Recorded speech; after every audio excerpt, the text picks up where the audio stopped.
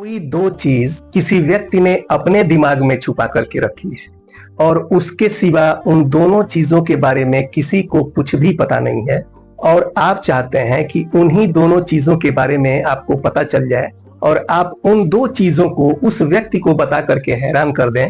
तो आज का ये खास वीडियो सिर्फ आपके लिए है, क्योंकि आज की वीडियो में आप सीखने वाले हैं किसी के व्यक्ति के मन में जो चीजें चल रही हैं उसको आप कैसे बताएंगे। तो आज का ये जो माइंड रीडिंग वाला जो वीडियो है वो आपके लिए खास होने वाला है। इसको बड़े ध्यान से शुरू से लेकर आखिर तक जरूर देखिएगा, ताकि एक एक स्टेप आप सीख जाएं और इसको सीखने के बाद से आप किसी भी व्यक्ति के दिमाग में चल रही उन दो खास चीजों को बता ले जाएंगे जो कि वीडियो में आगे चर्चा की जाने वाली। नमस्कार मित्रों, मैं हूं मधुकर मिश्र और एक बार फिर आप सभी का आपके अपने चहेते YouTube channel MMA to Z knowledge पर बहुत बहुत स्वागत करता हूं, अभिनंदन करता हूं। तो मैं यहाँ पर एक एग्जाम्पल के माध्यम से आपको बताने वाला हूं कि उन दो खास चीजें कैसे आप पता कर पाएंगे और किस तरह से और कौन सी विधि, कौन सा कैलकुलेशन करने के बाद उस व्यक्ति से बिना पूछे ही आप उन दो चीजों को बता ले जाएंगे। और इन चीजों को बताने का दो तरीका भी मैं आपको बताऊंगा, जो आपको सुटेबल लगे उस तरीके को आप फॉलो कर सकते हैं और उस व्यक्ति द्वारा छिपाई गई चीजों को बता सकते हैं। तो इस mind blowing, mind reading video में आपका बहुत बहुत स्वागत। तो चलिए हम एक एग्जाम्पल के माध्यम से सीखते हैं कि कैसे आपको दूसरे को प्रेजेंट करके दिखाना है। तो सबसे पहले और खास बात यह है कि इस ट्रिक में आपको किसी कागज और कलम की जरूरत भी नहीं लेनी पड़ेगी, क्योंकि इसमें कोई लंबा चौड़ा कैलकुलेशन नहीं करना है। कैलकुलेशन तो करना है, लेकिन वो इतना सिंपल है और इतना आसान है कि कोई भी व्यक्ति अपने दिमाग में ही कर सकता है। तो आपको क्या करना है कि 1 से 9 के बीच की किसी भी संख्या को लेने के लिए सामने वाले व्यक्ति से कहना है। आप यहाँ एग्जाम्पल के माध्यम से समझते जाइए और समझने के बाद बड़ी आसानी से आप किसी के सामने इसको परफॉर्म कर सकते हैं। तो मान लीजिए ये एक एग्जाम, मान लीजिए कि सामने वाले व्यक्ति ने अपने मन में जो अंक सोचा वो 6 है, ठीक है। अब 6 सोच लेने के बाद से आप अपने हिसाब से सोचिएगा, क्योंकि आपको ट्रिक सीखना है ना। तो आप सोचिए कि कोई दूसरा अंक सोच लीजिए, 1 से 9 के बीच में ही सोचिएगा। ओके, तो चलिए एग्जाम्पल है ये। एग्जाम्पल में मान लीजिए कि सामने वाले व्यक्ति ने 6 सोच लिया। अब इसका आप दूना करा दीजिए। तो 6 का हम दूना करा देते हैं तो वो हो जाता है 12, ठीक है। अब ये आप दिमाग में भी करा सकते हैं, क्योंकि ये बिल्कुल आसान सा कैलकुलेशन है। 9 के भीतर के अंकों को सोचना है और दूना कर देना है, तो स्वाभाविक है कि अगर ज्यादा बड़ा नंबर भी आएगा तो वो 18 ही आएगा, क्योंकि 9 सोचेंगे तो 9 दूना 18 आता है। तो ये मान लीजिए कि 6 सोचा तो 12 आ गया।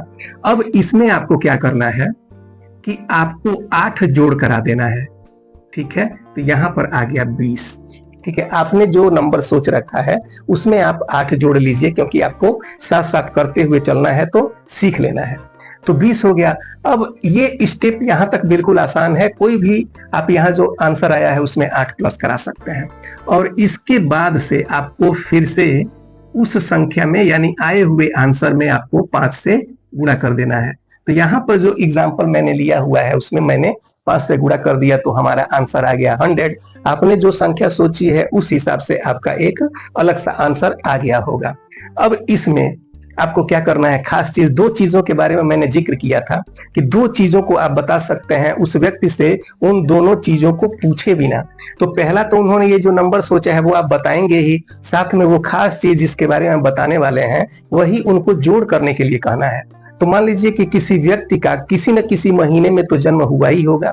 तो यदि उस व्यक्ति का जन्म जनवरी के महीने में है तो 1 प्लस कराना है, फरवरी में है तो 2, मार्च में है 3 और अप्रैल में है तो 4। ऐसे अगर दिसंबर तक में है तो दिसंबर 12वां महीना है तो 12 जोड़ने के लिए कहना है। यानी वो जिस महीने में जन्म लिए हैं उस महीने का अंक उसमें जोड़ करा देना है। तो मैं चूंकि एग्जाम्पल ये ले ली हूं, तो इस एग्जाम्पल में मैं क्या करता हूं, अब चूंकि ये अप्रैल का महीना है तो उसमें मैं 4 प्लस करा देता हूं, क्योंकि अप्रैल जो है वो चौथा महीना है। तो चलिए मैंने यहाँ पर 100 में जो है वो 4 प्लस करा दिया, क्योंकि अप्रैल का महीना है। अब हमारे पास आंसर आ गया 104। अब देखिए वीडियो के शुरू में ही मैंने कहा था कि आपको दो तरीका बताऊंगा।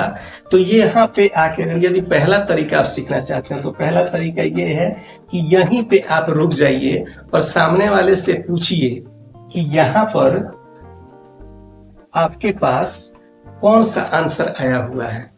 ठीक है, तो जो भी आंसर आया है वो बता देंगे। जैसे यहाँ पर अगर रुक करके आप पूछते हैं कि आप बताइए कि आपका क्या आंसर आया है, तो अगर 104 कोई बता देगा तो आप उसके जन्म का महीना और उसके द्वारा सोचा गया नंबर बता नहीं ना पाएंगे। लेकिन यहीं पे रुक जाइए, उनसे पूछ लेना है कि आप जो है बता दीजिए कि कौन सा आंसर आया है। तो यहाँ पे 104 आया है। अब इसमें आपको क्या करना है, फटाक से एक संख्या को माइनस करना है, और वो संख्या आपकी क्या है, वो संख्या है आपकी 40। ठीक है, यहाँ माइनस कर दीजिए। तो यहाँ पे आ गया 4 और 10 में से 6 चला गया, 4 चला गया तो हो गया 6, और 10 में से 4 चला गया तो 6। इस तरह से आप बाहिने तरफ की यानी लेफ्ट हैंड साइड की संख्या को बताइए कि उनका सोचा हुआ अंक है, और दाहिने का बता दीजिए जो नंबर आया है वो महीना आप बता दीजिए। एक तो ये तरीका हो गया। पहला तरीका आप यहीं पे उनसे पूछ लीजिए कि कौन सा नंबर आया हुआ है। ओके, ठीक है। और दूसरा तरीका ये है कि उनसे ये स्टेप करने के बाद से यानी 104 आ जाता है तो अब उनसे कहिए कि आप उस संख्या में से 40 घटा दीजिए। ठीक है, तो वो 40 घटा लेंगे। जैसे यहाँ एग्जांपल में 104 में से 40 घटा दिया गया तो यहाँ पे 64 आंसर आ गया। उसके बाद पूछ लीजिए कि आपका क्या आंसर आया हुआ है, तो स्वाभाविक है एग्जाम्पल के माध्यम से वो 64 बताएंगे। तो लेफ्ट हैंड साइड वाली जो संख्या होगी, बाईं तरफ वाली संख्या, उस संख्या को बता दीजिए कि आपका सोचा हुआ अंक है, और दाहिने तरफ की संख्या को बता दीजिए कि आपके जन्म का महीना है, या फिर आप जो नंबर आया हुआ है उस हिसाब से जन्म महीना बता सकते हैं। जैसे यहाँ 4 है तो अप्रैल बता दीजिए, और सोची गई संख्या 6 है, तो इस तरह से आप बता सकते हैं। अब सवाल ये उठता है कि इसको करने के पीछे क्या लॉजिक है, यानी कैसे एक्सप्लेन किया गया है और क्यों ये आंसर आ गया है। तो इस चीज को जानने के लिए यदि आप कमेंट में ज्यादा से ज्यादा लिखेंगे तो मैं इसका फार्मूला भी आपको एक अलग वीडियो में बना करके दे दूंगा। आशा है कि आपको आज का ये वीडियो अच्छा लगा होगा। यदि अच्छा लगा है तो कमेंट में लाइक करना मत भूलिएगा। और एक बात और ध्यान दीजिएगा कि यदि आप पुराने दर्शक हैं तो इसको ज्यादा से ज्यादा शेयर कीजिएगा, और आप सब्सक्राइब कर चुके हैं तो फिर से सब्सक्राइब करने की आपको कहीं कोई जरूरत नहीं है। और यदि नए आ गए हैं और ऐसे ही कंटेंट देखना चाहते हैं तो चैनल को सब्सक्राइब कर लीजिएगा, नोटिफिकेशन बेल को ऑल पे जरूर सेट कर लीजिएगा। आज की वीडियो में इतना ही। मिलते हैं अगली वीडियो में एक नेक्स्ट अलग मैथ के औसम से जादू के साथ। तब तक के लिए आप अपना बहुत ख्याल कीजिएगा। नमस्कार, जय हिंद।